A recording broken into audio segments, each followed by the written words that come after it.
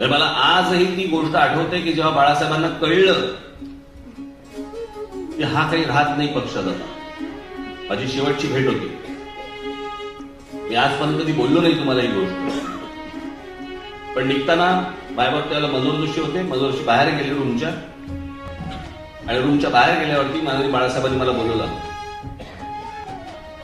असे हात पसरले माझ्यासमोर, मला मिठी मारली आणि म्हणाले आता जा.